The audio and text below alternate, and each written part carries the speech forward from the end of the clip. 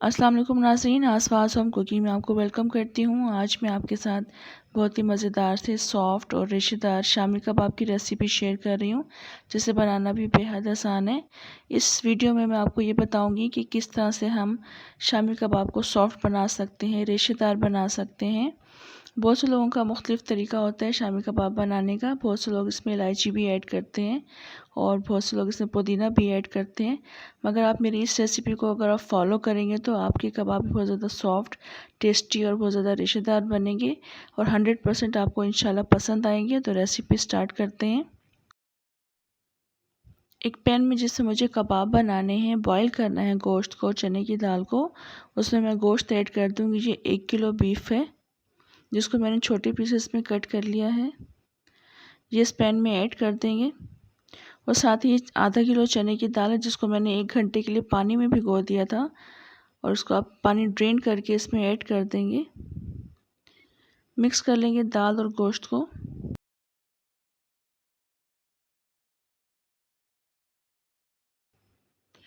इसके बाद मैं लाल मिर्ची ऐड कर दूंगी। साबुत लाल मिर्चें तकरीबन 15 से 20 लाल मिर्ची ऐड कर देंगे।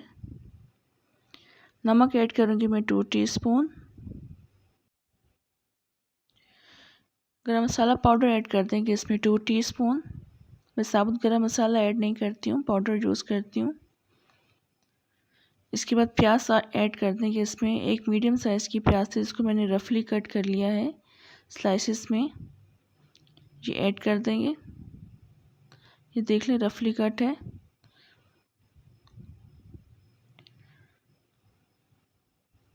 इसके बाद इसमें लहसुन ऐड कर देंगे। तकरीबन 10 से 15 लहसुन के जवे हैं जिनको मैंने दरमियान से कट कर लिया था। ये भी ऐड कर देंगे। अदरक का पेस्ट ऐड करेंगे इसमें 3 टेबलस्पून। मैं इसमें पेस्ट ऐड करती हूँ।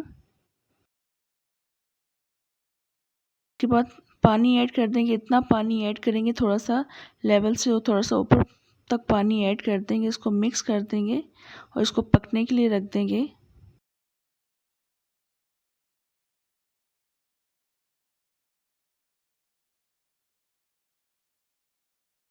अभी आप देख लें ये पकना शुरू हो चुका है। मैंने इसको पकने के लिए रख दिया था। तकरीबन 5 मिनट हो चुके हैं। इसमें बॉयल आ चुका है।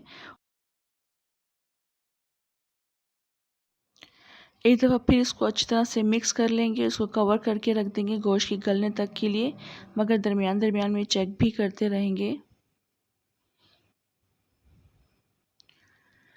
अभी आप देखें तकरीबन 1 घंटा गुजर चुका है और काफ़ी हद तक पानी ड्राई हो चुका है और गोश्त भी काफ़ी गल चुका है। और इसको अब हम कवर नहीं करेंगे, इस तरह से ढक्कन खोल कर पकाएंगे। गोश्त भी काफ़ी गल चुका है और मैं आपको दिखा देती हूँ इसकी कंडीशन। काफ़ी अच्छा टेंडर हो चुका है गोश्त। देखिए रेशा बिल्कुल अलग हो रहा है, मगर इससे ज़्यादा भी हमने इसको कुक करना है। इसका रेशा हमने बिल्कुल अलग करना है, सॉफ्ट करना है। और अभी खड़े रहकर हम इसमें चम्मच चलाते रहेंगे मुस्तकिल, क्योंकि चने की दाल गल चुकी है और नीचे लगने का डर है। चम्मच चलाते रहेंगे और पानी इसका ड्राई कर लेंगे। तकरीबन 10 मिनट मुझे लगे थे इसका पानी ड्राई करने के लिए। उसके बाद फिर हम फ्लेम ऑफ कर देंगे, उसको हम फिर घोट लेंगे। अभी आप देख लें इसकी कंडीशन कितना थिक है। ये हमें इतना ही थिक रखना है। और इसके अलावा मुझे 10 मिनट हो चुके हैं इसको घोटते हुए। ज़्यादा मुझे मेहनत नहीं करनी पड़ी थी क्योंकि इसमें गोश्त काफ़ी अच्छा सॉफ्ट हो चुका था। अगर आप गोश्त को हार्ड रखेंगे तो इस तरह घोटने में ज़्यादा मेहनत लगेगी। और अगर आप इसको चॉपराइज़ करेंगे तो चॉपराइज़ करने से भी इसका रेशा टूट जाता है गोश्त का, तो किसी भी तरह से रेशेदार कबाब नहीं बनेंगे। अगर आप सिल पर कबाब का मसाला पीसते हैं तो फिर भी ये रेशेदार बनेंगे और बहुत मज़ेदार बनेंगे।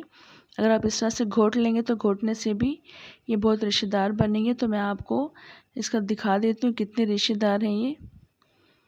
देखिए अलग से गोश्त नज़र आ रहा है, रेशा नज़र आ रहा है। इस तरह से हमें करना है और आप देख लें कितना थिक है ये। इतना ही थिक हमने बैटर को रखना था। अब इसको मैं एक बॉल में ट्रांसफ़र कर दूँगी। ट्रांसफ़र करने के बाद मैं इसमें मज़ीद कुछ चीज़ें ऐड करूँगी। अभी मैंने इसको एक बॉल में ट्रांसफ़र कर दिया और आप इसकी कंडीशन देख लें कितना थिक है और ये कितना रेशेदार है। इतना थिक हमें रखना है। अब मैं इसमें कुछ हरी मिर्ची ऐड कर दूँगी। तकरीबन 10 से 15 हरी मिर्ची जिनको मैंने बारीक कट कर लिया था। 1 कप के बराबर इसमें हरा धनिया ऐड कर देंगे और 1 कप के बराबर इसमें चॉप की हुई प्याज ऐड कर देंगे। 2 अंडे ऐड कर देंगे। पिसा हुआ गरम मसाला में मज़ीद इसमें 1 टीस्पून मज़ीद ऐड करूँगी। 2 टीस्पून इसमें कुटी हुई लाल मिर्च ऐड करूँगी, क्योंकि मुझे कम लग रही थी इसलिए मैंने ऐड की हैं। अगर आप अपने टेस्ट के मुताबिक ऐड कीजिएगा। मैंने अंडे इसमें साथ ही शामिल कर लिए हैं। अगर आप कबाब को अंडों के साथ कोट करके कुक करते हैं तो आप ऊपर से ऐड कर लीजिएगा। अब इन सब चीज़ों को अच्छी तरह से हम मिक्स कर लेंगे। मिक्स करने के बाद हम इसके कबाब बना लेंगे।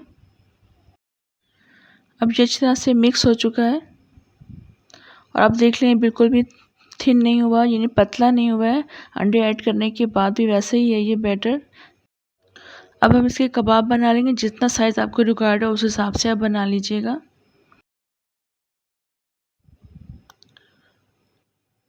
इस तरह से हम सारे कबाब बना लेंगे।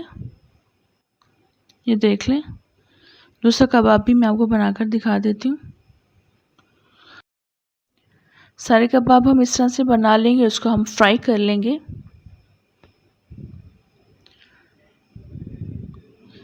पैन में थोड़ा सा ऑयल ऐड कर देंगे और उसमें शामी कबाब हम ऐड कर देंगे। मीडियम टू लो फ्लेम पर हम कुकिंग करेंगे ये सारी।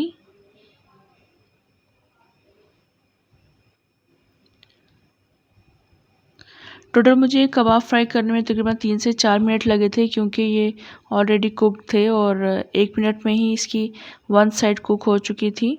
इसको मैं अब पलट दूंगी और आप देख लें बिल्कुल अच्छे कुक हो चुके हैं, नीचे से भी कलर आ चुका है। इस तरह से हम सारे कबाब को पलट देंगे। तकरीबन 2 से 3 मिनट में सारे कबाब फ्राई हो चुके थे, बहुत जल्दी कुक हो गए थे। ये देख लें दूसरी साइड भी इसकी कुक हो चुकी है, तकरीबन 2 से 3 मिनट हो चुके हैं। इस तरह से हम चेक करते रहेंगे। अगर कोई साइड हमें कच्ची लगेगी तो हम दोबारा से इसको हम कुक कर लेंगे। अभी साइड थोड़ी सी कच्ची लग रही है तो मैंने दोबारा से इसको कुक कर लिया है।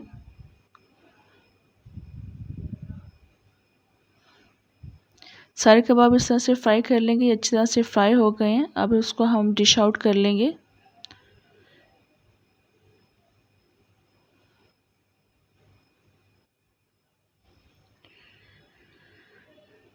एक कबाब मैं आपको तोड़कर भी दिखा देती हूँ कितना रेशेदार है। ये आप देख लें कितना सॉफ्ट है और रेशेदार है।